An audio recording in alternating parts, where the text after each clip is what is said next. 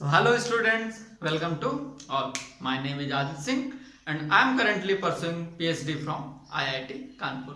तो ये हमारा सेट्स का तीसरा लेक्चर है।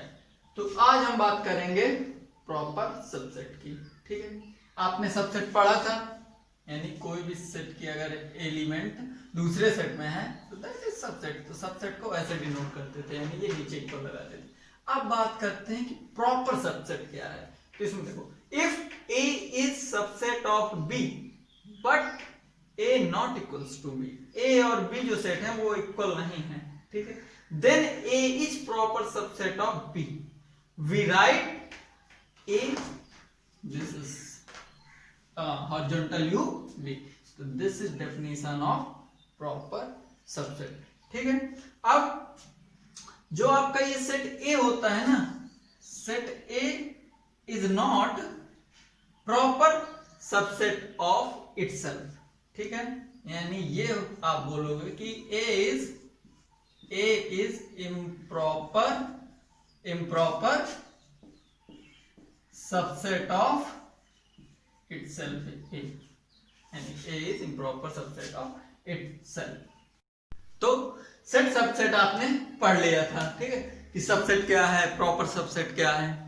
अब इसके कैरेक्टरिस्टिक, तो जो ये नोट होते हैं, ये आप किसी भी दूसरे पेन से लिखा करो। यूजुअली अगर आप ब्लू ब्लैक यूज करते हो तो नोट आपके किसी थर्ड पेन से होने चाहिए। ओके, तो पहला नोट क्या है कि every set is subset not proper. Okay, proper subset नहीं, इट्स इटसेल्फ, यानी खुद का ही वो सबसेट होता है, उपसमुच्चय होता है।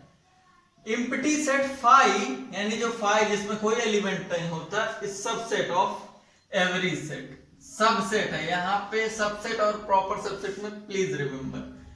अगर कह रहा है कि A is subset of B and B is subset of A, तब क्या होगा, तभी वो इक्वल सेट होंगे। ठीक है, चौथा क्या है, ये यूजुअली ये वाला और ये वाला आपका बोर्ड में 11th में बोर्ड में क्वेश्चन पूछा जा सकता है। So the total number of subset of a finite set containing, उस सेट में अगर n एलिमेंट है तो टोटल सबसेट होंगे टू द पावर n। अगर सपोज करो कि किसी सेट में, मान लो कि ये सेट A है, इसमें आपका 1 और 2 कितने एलिमेंट हैं, 2 एलिमेंट हैं, तो number of subset in A तो कितना होंगे, 2 to the power n, यानी 2 to the power 2, that is 4। तो 4 सबसेट होंगे।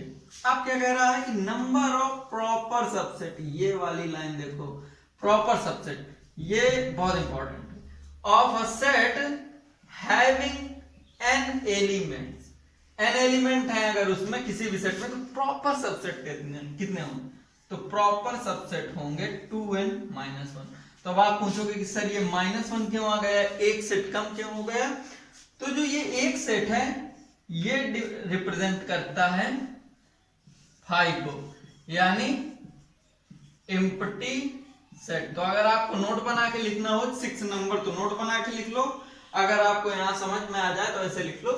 तो जो ये 5 होता है empty set, 5 is subset of every set but it is not proper subset. Okay student, तो अब हम बात करेंगे किसकी। प्लीज आप लोगों ने ये सारे 5 के 5 नोट्स लिख लिए ना, अगर नहीं लिखा तो उसको पॉज करिए और लिख लीजिए। अब हम बात करेंगे कार्टेशियन प्रोडक्ट की। कार्टेशियन प्रोडक्ट क्या चीज है, कार्टेशियन कोऑर्डिनेट सिस्टम नहीं, कार्टेशियन प्रोडक्ट की बात करेंगे। तो कार्टेशियन प्रोडक्ट क्या होते हैं, आपका कार्टेशियन प्रोडक्ट होते हैं बेसिकली आपके जो भी सेट होते हैं, सेट को कैसे मल्टीप्लाई करते हैं, यानी सेट को हमें मल्टीप्लाई करना है, तो उसके लिए हमें कार्टेशियन प्रोडक्ट की जरूरत होती है। तो कार्टेशियन प्रोडक्ट क्या चीज है, ठीक। तो Cartesian product is nothing, it is just product of sets, यानी सेट का जो मल्टीप्लिकेशन होता है दैट इज कार्टेशियन प्रोडक्ट। इसी को हम कार्टेशियन प्रोडक्ट बोल देते हैं। सपोज करो कि A इज योर सेट 1 2, ठीक है, कितने एलिमेंट है, फाइनाइट सेट है, 2 एलिमेंट है। B इज योर सेट जिसमें है A B C, ठीक है, तो ये हो गया आपका बी में 3 एलिमेंट है और ये भी फाइनाइट सेट है। अब अगर मैं आपसे बोलूं कि ए इंटू बी करो तो आप क्या करोगे? आपको ए इंटू बी दिस इज, इसको अगर आप कोई बोले तो आप इसको पढ़ोगे कि A Cartesian product of B, right. तो इसको देखो गुणा कैसे करते हैं सेट्स का। सेट का गुणा करने का सिंपल सा फंडा होता है 1 into A, 1 into this, 1 into this, 2 into this, 2 into this, 2 into C, ठीक है। अब इस सबके अलग अलग, अब जैसे ये सबसे बड़ा सेट हो गया, मान लो कि ये सबसे बड़ा set.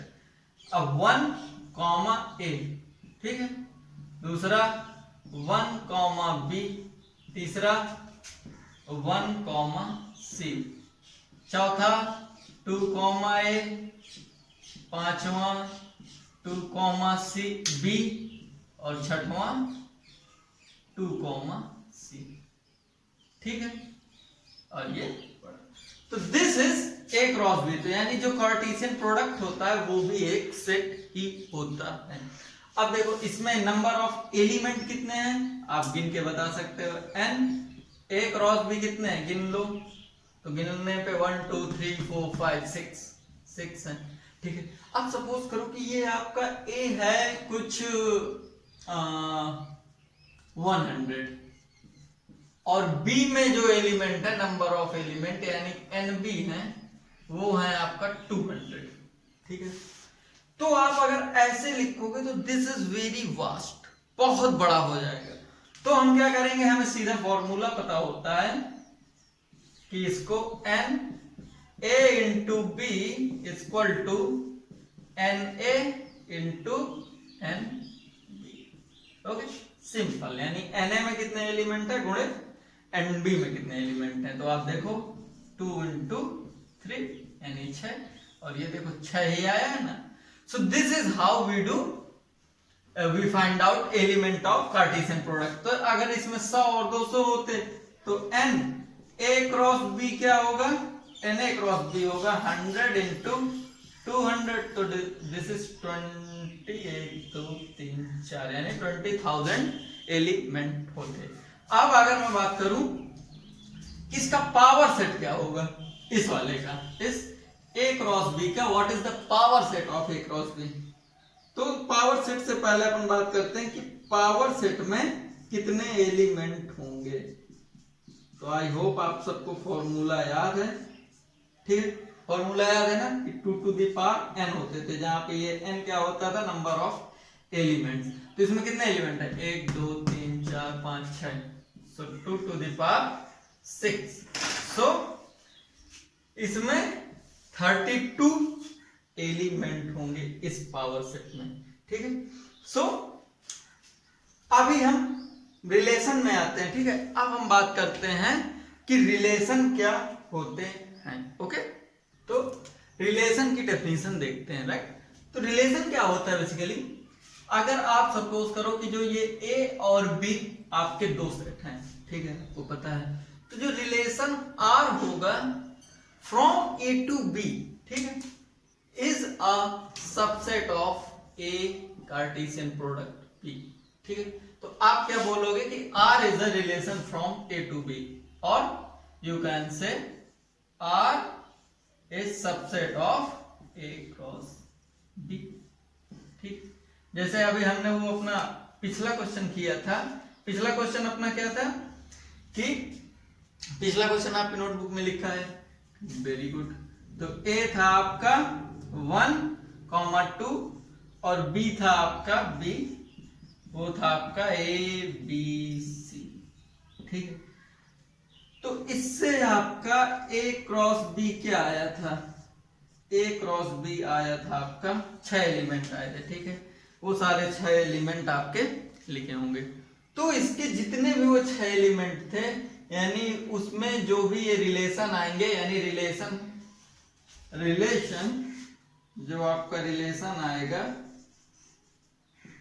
From A to B, वो सारे आपके सबसेट होंगे इस कार्टेशियन प्रोडक्ट के। सिमिलरली अगर आपके 3 हैं, सपोज करो कि अगर आपके 3 प्रोडक्ट हैं, या मान लो 3 सेट हैं, 3 सेट में मान लो कि आपके पास है ए, ये मान लो कि है ये 1 2, बी या इसको सपोज करो कि दिस इज 1 ए, बी है आपका 2 कॉमा बी, और सी है आपका 3 कॉमा सी।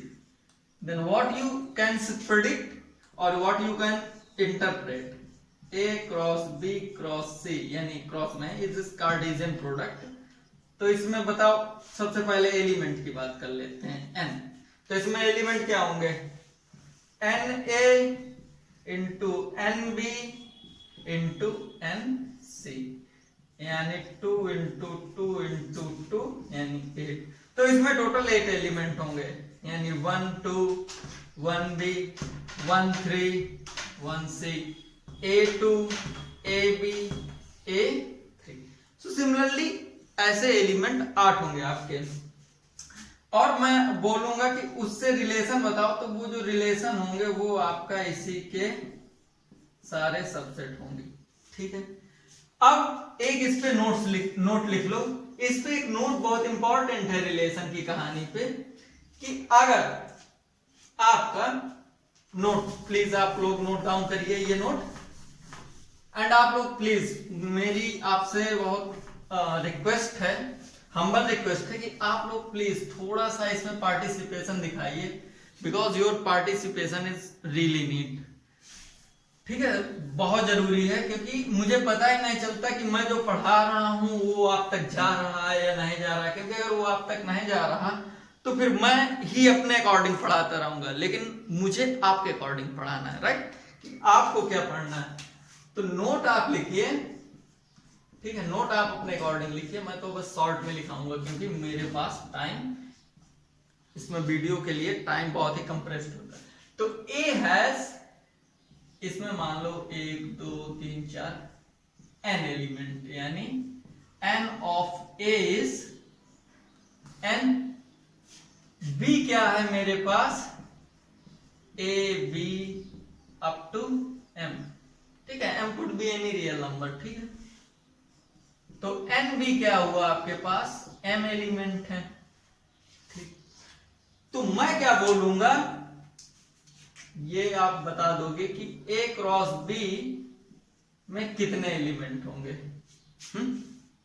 तो a क्रॉस b में एलिमेंट होंगे na इंटू nb, यानी m dot n।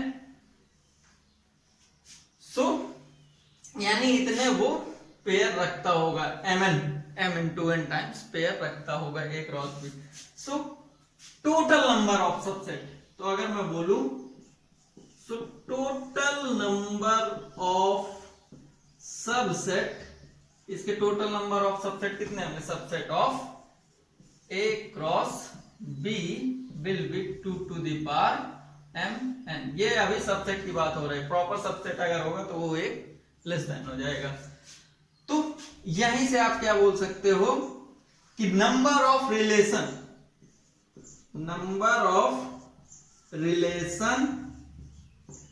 From A to B वो कितने होंगे आपके, प्लीज गेस। अभी मैंने लिखाया है, तो नंबर ऑफ रिलेशन आपके कितने होंगे, 2 टू द पावर सेम, यानी जितने ये हैं, बिकॉज योर R, यानी मैं यहाँ पे रिलेशन की बात कर रहा हूं ना, तो R is subset of A cross B। तो ये हो गया आपका नोट किया, अगर आपके पास A सेट ऐसा है, B सेट ऐसा है, सो व्हाट यू हैव कि कार्टेशियन प्रोडक्ट में आपके पास इतने एलिमेंट होंगे, टोटल नंबर ऑफ सबसेट इतने होंगे। और सिंस यू नो कि R is a subset of A cross B, therefore number of relation from A to B is this, ठीक है। तो अभी अपन लोग अब जल्दी से टाइप्स ऑफ रिलेशन की बात कर लेते हैं, ओके। तो ये टाइप्स ऑफ रिलेशन है। सबसे पहला टाइप है वर्ड रिलेशन, दूसरा यूनिवर्सल, तीसरा रिफ्लेक्सिव, ट्रांजिटिव, सिमेट्रिक, इक्विवेलेंट। तो दिस इज योर होमवर्क। ये प्योरली आपका मे बी बोर्ड में भी शायद ना आएगा। बस ये जस्ट फॉर योर इंफॉर्मेशन है कि ये 6 रिलेशन होते हैं, ठीक है। वाइड रिलेशन बेसिकली आप सपोज करो कि ए आपका कोई सेट है, राइट। तो आप क्या करो कि ए का ए के साथ ही अगर प्रोडक्ट निकालो, so this will tell you कि ए टू ए में कोई रिलेशन नहीं होगा, ठीक है। तो इसका जो एक तरह से सबसेट बनेगा वो एक फाई होगा, यानी फाई ही इसका सिर्फ सबसेट होगा कार्टेशियन प्रोडक्ट का। तो ये वाइड रिलेशन है। आप ए क्रॉस ए का ही सबसेट कर दो ए क्रॉस ए से, तो ये यूनिवर्सल रिलेशन हो गया। तो इसी तरह आप ये एनसीईआरटी से पढ़ लेना। सो this is not that much important, ठीक है स्टूडेंट। तो अब मोस्ट इंपॉर्टेंट चीज पे बात करते हैं, जो कि है आपकी फंक्शन, डोमेन, रेंज, क्योंकि इसके बाद मैं आपको ग्राफ पे बात करूंगा, ग्राफ पढ़ाऊंगा, ओके। तो वहां पे आपको फंक्शन, डोमेन, रेंज और ग्राफ बहुत इंपॉर्टेंट है, ओके स्टूडेंट। तो अब हम बात करेंगे the most important thing of pure mathematics, ठीक है, जो आप लोगों के लिए इंपॉर्टेंट है, हम उसकी बात करेंगे। तो वो क्या है? सबसे पहले आता है फंक्शन, ठीक है। फंक्शन से ही रिलेटेड चीज होती है डोमेन और रेंज। डोमेन के अंदर ही कोडोमेन होती है, उसके बारे में बात करेंगे। तो फंक्शन आपका प्योर मैथमेटिक्स और फिजिक्स में इतना इंपॉर्टेंट है कि बिना फंक्शन के कोई चीज ही नहीं होती। अर्थमेटिक ले लो, जियोमेट्री ले लो, कोऑर्डिनेट जियोमेट्री ले लो, ट्रिग्नोमेट्री ले लो, each and every place function is very important. तो अभी हम फंक्शन में सिर्फ और सिर्फ बेसिक सी चीजें पढ़ेंगे, यानी वेरी इंट्रोडक्टरी लेक्चर है ये, ठीक है। तो फंक्शन की डेफिनेशन और इसको डिटेल में पढ़ेंगे। इसका जो नेक्स्ट लेक्चर है, यानी इसके बाद जो जस्ट नेक्स्ट लेक्चर है ग्राफ का, उसमें हम पढ़ेंगे कि फंक्शन और डिटेल में क्या है। सो फंक्शन की जो बेसिक डेफिनेशन होती है, so function is a rule that associate each element of set A to set B, ठीक है। यानी फंक्शन एक रूल है, ये एक तरह से आप बोलो कि मैपिंग है, ठीक है, मैप कर रहे हैं सेट ए के एलिमेंट का सेट बी में, ठीक है। तो सेट ए के एलिमेंट ये है, -1, 0, 1, 2 सेट बी के एलिमेंट भी आपको दिख रहे होंगे। तो सपोज करो कि आई डू नॉट नो कि whether fx = x² is a function और नॉट। कोई छोटा बच्चा है, मैंने उसको सिर्फ इतनी सी डेफिनेशन बताई और उससे पूछे छोटू ये बेटा बताओ ये फंक्शन है या नहीं है, तो वो बता देगा तुरंत। क्यों? क्योंकि वो जानता है कि function is a rule that associate each element of set A to set B, ठीक है। सेट ए से हमने fx की वैल्यू उठाई और यहां से हमने देखा कि ये फंक्शन इस पे वो चीज बताता है ना, तो हमने इस पे fx की जगह -1 रखा, तो ये क्या आ गई -1² = 1, ठीक है। तो यानी ये देखो ईच, ये किया इसने f(0) 0, ये भी देखो, यानी each element of set A associate कर रहा है ना सेट बी के साथ, ठीक है। f(1) 1, तो ये भी देखो कर रहा है।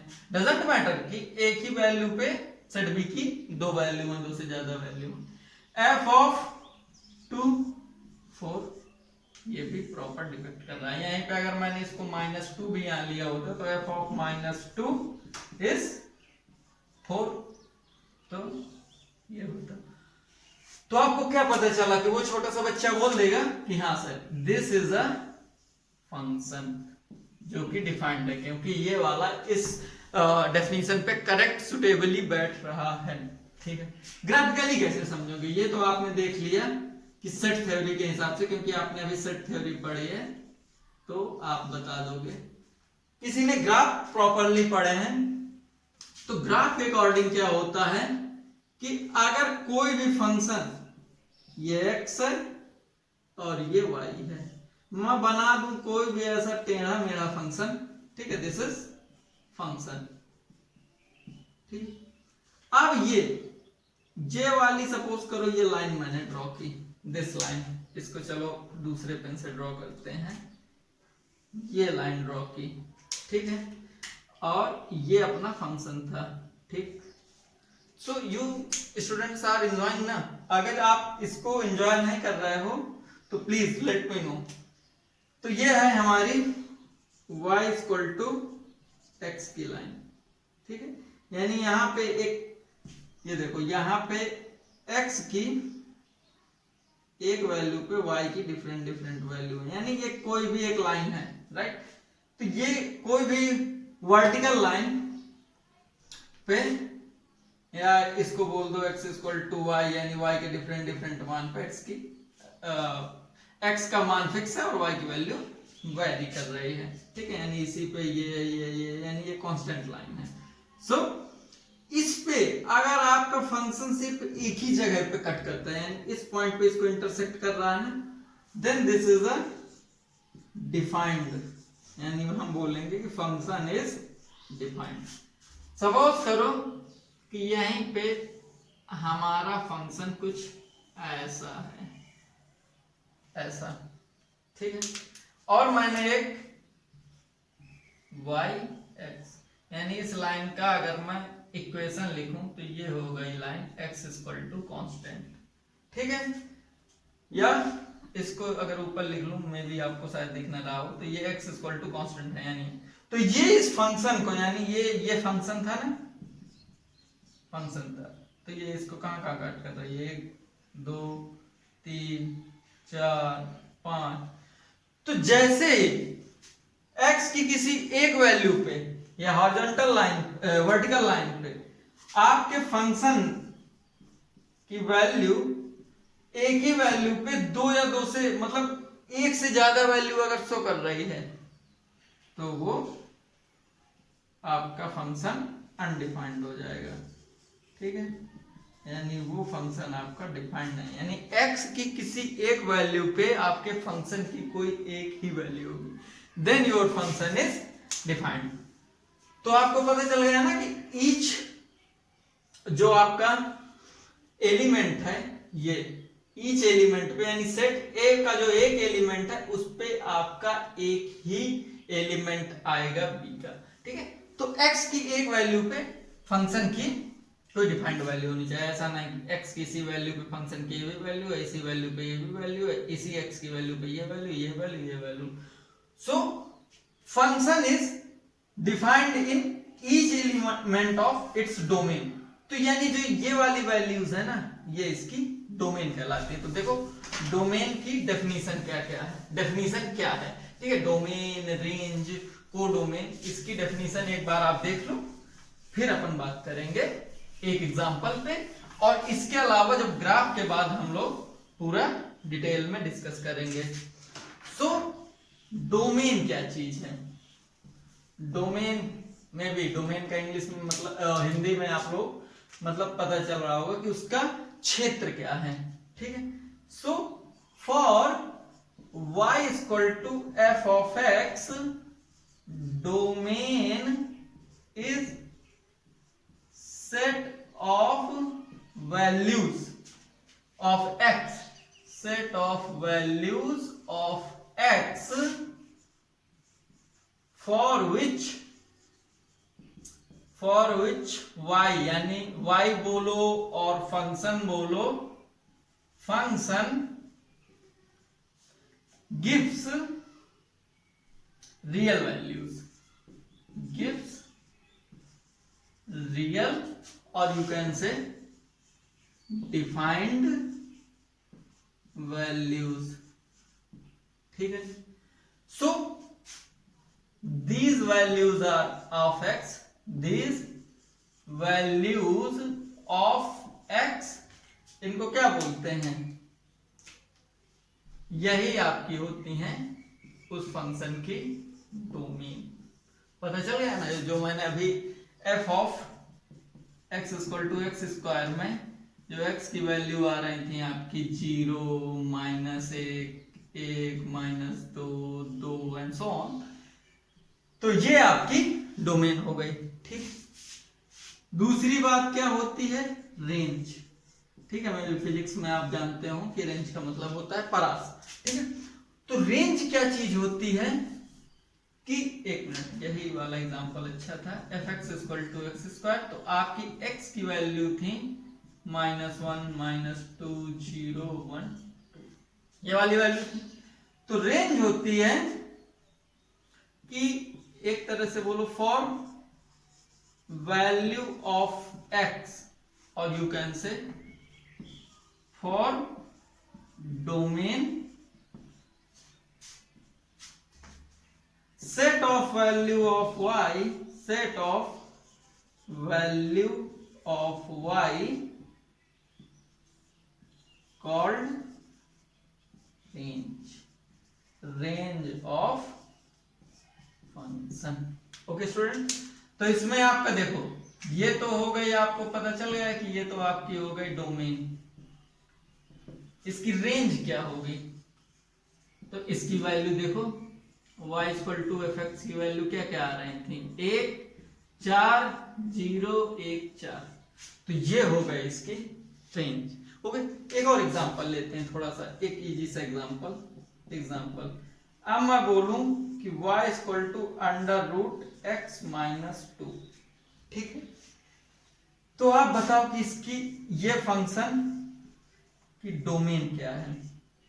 ठीक है, आपको पता ही होगा कि ये जो अंडर रूट के अंदर जो भी वैल्यू होती है वो पॉजिटिव होनी चाहिए, तभी अंडर रूट डिफाइंड है, अदरवाइज वो कॉम्प्लेक्स नंबर में चला जाएगा.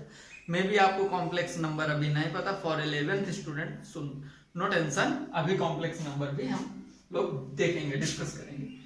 तो आपको पता है, आप फॉर योर अभी की नॉलेज के लिए आप ये देखो, under root X will be defined for, या फॉर को मैथ में ये देखो, ये आप प्लीज यहां पे देखना, फॉर को ऐसे भी लिख देते हैं, उल्टा ए बना दो, फॉर एक्स जब पॉजिटिव वैल्यू होगी. ठीक है स्टूडेंट, तो यहां पे जो भी अंडर रूट के अंदर लिखा है ये पॉजिटिव वैल्यू होनी चाहिए, तो यानी इसकी डोमेन क्या होगी कि जब एक्स ग्रेटर देन पॉजिटिव होगा. ठीक है, ग्रेटर देन 2 होगा. इसकी रेंज क्या होगी, इसकी रेंज जैसे ही आपने 2 से बड़ी वैल्यू रखी, यानी अंडर रूट एक्स एक्स की वैल्यू 2 से बड़ी रखी, तो यानी 3 माइनस 2 यानी अंडर रूट 1, तो यानी इसकी रेंज हो गई आपकी 1 2 एंड टिल इंफिनिटी, जैसे जैसे आप बढ़ाते जाओगे उसकी रेंज बढ़ती जाएगी. तो ये हो गया आपका रेंज का.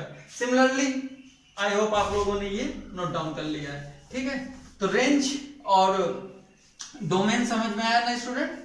तो आओ अब एक और स्टैंडर्ड एग्जांपल लेते हैं. क्वेश्चन क्या बोलता है कि y equal to X plus 2, और दिस इज सच दैट कि ये डिफाइंड है आपका जब ये w होल नंबर है, ये लिख के देते हूं, w is a whole number, और n है आपका सेट ऑफ नेचुरल नंबर. ठीक है, तो कोई कंफ्यूजन नहीं रहेगी. Draw it's mapping diagram and identify its domain. पहला काम कोडोमेन, दूसरा काम, और ये हो गया आपका रेंज फाइंड आउट करना, तीसरा काम. ठीक, तो ये वाला फंक्शन है, ये यहां से लेके यहां तक जा रहा है. ठीक, होल नंबर और नेचुरल नंबर आपको पता है, आई होप पता है. तो होल नंबर फिर भी मैं बताता हूं. होल नंबर आपका शुरू होते हैं कहां से, होल नंबर शुरू होते हैं आपके 0 प्लस नेचुरल नंबर, यानी 0 1 2 3 up to infinity. Natural number आपके शुरू होते हैं 1 2 3 4 से इंफिनिटी तक. कभी आप इसमें कंफ्यूज मत होना, जो ये 0 है, 0 इज अ होल नंबर, इसको नोट्स में लिख लेना, नोट बना के, as well as natural number, तो sorry as well as integer, integer में भी ये काउंट होता है. ठीक है स्टूडेंट, तो आप यहां से अगर आपको ऐसा फंक्शन दिया गया है, तो आप इतना देख के कि अगर आपको फंक्शन दिया गया है y equal to F X, जो कि है आपका x प्लस 2, और ऐसा दिया गया है कि whole number to natural number, तो इसको आप सीधा सीधा इंटरप्रेट कर सकते हो कि जो भी, अगर आपको मैं ऐसे बोलता तो ये फंक्शन आपका किस किस वैल्यू के लिए डिफाइंड है, तो x की सर कोई भी वैल्यू रख दो आप, 0 से लगा के 0 1 2 टिल इंफिनिटी, तब भी ये डिफाइंड है, ठीक है। या सॉरी जीरो नहीं, ये आपका सर माइनस इंफिनिटी से प्लस इंफिनिटी के लिए डिफाइंड है। बिल्कुल सही बात है। अगर मैं इस पे माइनस इंफिनिटी प्लस 2 रखूंगा तब भी माइनस इंफिनिटी आएगा, या -2 + 2 रखूंगा तब भी 0 आएगा। तो ये ultimately function is defined. Very good. Natural number आपका क्या हो गया, ठीक है। इसकी रेंज, तो ये तो आपकी हो जाती डोमेन, ठीक है, यानी whole number. Whole number basically 0 के अलावा भी ये माइनस इंफिनिटी से 0 और प्लस इंफिनिटी पे ये सारे होल नंबर है। नेचुरल नंबर आपके शुरू होते हैं आपका यूजुअली 0 बनना ही होता, बाकी सब कुछ आपका नेचुरल नंबर में आता है, राइट। तो जो ये W से N है, W, तो W को बेसिकली अभी आप निगेटिव पोर्शन भूल जाओ, ठीक है, निगेटिव पोर्शन भूल जाओ। तो ये जो होती है ये आपकी होती है डोमेन, ठीक है, और ये होती है क्वेश्चन में जो ही दिया गया होता है ये होती है आपकी कोडोमेन, ठीक है। और एक आपके लिए नोट कि जो रेंज होती है, range is subset of codomain, यानी जो उसकी कोडोमेन होती है उसी के अंदर ही रेंज डिफाइंड होती है, ठीक है। तो अभी क्वेश्चन में अपने से बोला है कि इसकी मैपिंग करो, ठीक है, तो इसकी हम डोमेन कर देंगे, यानी जो सेट ए आएगा उसमें आपकी आएगी डोमेन, और सेट बी जो आएगा, सेट बी, इस पे आएगी आपकी रेंज, और यहां से आपका ये fx आएगा, राइट। तो रेंज बोलो या यहाँ पे कोडोमेन बोलो, कोडोमेन या रेंज बोलो, ठीक है, क्योंकि आपको ये पता चल गया, ये वाली ट्रिक पता चल गई कि रेंज ही कोडोमेन का सबसेट होती है, ठीक है। तो ये यहां से डिफाइंड है होल नंबर। अब होल नंबर आपका क्या था, 0 1 2 3 ... नीचे तक 4 भी लिख लो। नेचुरल नंबर क्या है, 1 2 3 4 5 6। एक्चुअली होल नंबर, सॉरी मुझसे अगर आपको पीछे बताने में मिस्टेक हो गया हो, होल नंबर हमेशा 0 से शुरू होता है। रियल नंबर है -इंफिनिटी टू इंफिनिटी शुरू होता है, ठीक है। इसकी डोमेन अगर ये नहीं दिया गया होता तो इसकी डोमेन -इंफिनिटी टू इंफिनिटी, ठीक है। और नेचुरल नंबर हमेशा, नेचुरल नंबर आपका 1 से ही शुरू होता है, यानी 1 2 से अप इंफिनिटी। तो डोमेन, सबसे पहली डोमेन रखो 0, तो इस पे आप अगर y की वैल्यू क्या आएगी, मैपिंग है अभी कर रहे हैं अपन लोग, तो 0 + 2 2, तो इसकी मैपिंग कर दो यहां से। 1 रखो तो y की वैल्यू क्या आएगी, 1 + 2 3, 1 पे 3, 2 पे 4, 3 पे 5। सिमिलरली ये इसकी देखो, ये यूनिक मैपिंग है। So this is how we do function, domain and range, okay. तो ये बहुत ही इंट्रोडक्टरी था। बेसिकली अगर आपको सपोज करो कि आपने दूसरा क्वेश्चन, मान लो कि आपको प्लीज ये क्वेश्चन समझ में आ गया ना कि फंक्शन क्या होता है, डोमेन क्या होता है, रेंज ही जो आपका कोडोमेन का सबसेट होती है। अभी हम लोगों ने क्या देखा था, साइन का ग्राफ देखा था, ठीक है। मे भी फिजिक्स में बहुत सारे लोगों ने, या 10th स्टैंडर्ड में साइन थीटा का ग्राफ देखा होगा। तो साइन थीटा का ग्राफ आपका बनता है ऐसे, साइन थीटा का ग्राफ ये है आपका, यानी ऐसा,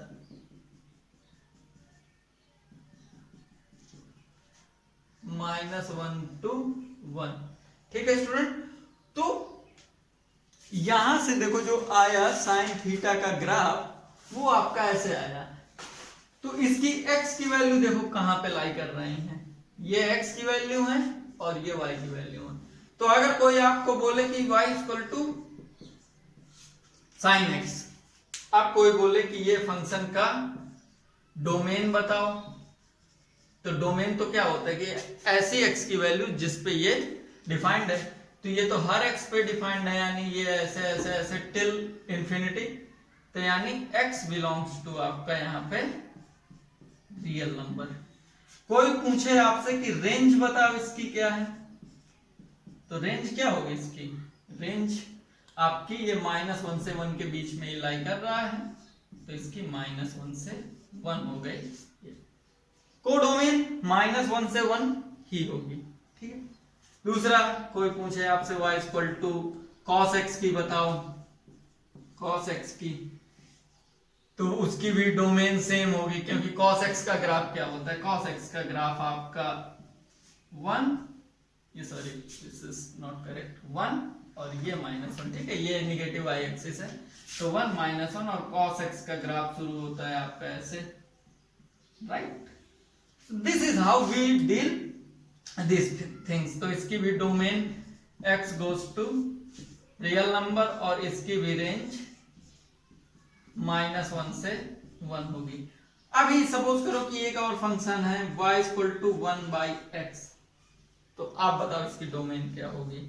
तो इसकी डोमेन होगी x की ऐसी वैल्यू जहां पे ये फंक्शन की वैल्यू डिफाइंड है, तो इसकी डोमेन क्या होगी, x belongs to real number, हर जगह पे इसकी फंक्शन की वैल्यू डिफाइंड है एक्सेप्ट 1, एक्सेप्ट एक पॉइंट के, तो वो पॉइंट है आपका 0, यानी देखो 1/0 इज व्हाट, अनडिफाइंड, तो यानी 0 पे इसका डिफाइंड नहीं है, ठीक, ग्रेट।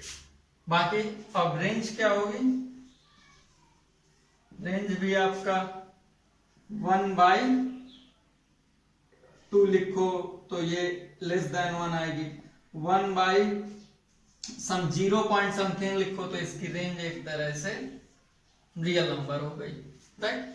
इसी तरह बहुत से और भी हैं, जैसे अभी मैंने √x बताया है, तो आपका होमवर्क है, आप 2-3 फंक्शन में बोलता हूं, आप उनकी रेंज बताना मुझे, please, this is your homework and do your homework sincerely. y = √x, ठीक है, इसमें मैं लिख देता हूं, find domain and range, y = √x e⁻x, ठीक है, और आपका x³ और आपका cot x और आपका है मान लो sin इनवर्स x। अगर आपको इनवर्स का ग्राफ पता है तो आप इतने का ही पता करिए, ठीक है, ये आपका होमवर्क है, ठीक है, इनकी आपको डोमेन और रेंज फाइंड आउट करनी है। Okay students, so next lecture में हम लोग ग्राफ स्टार्ट करेंगे। So thank you so much.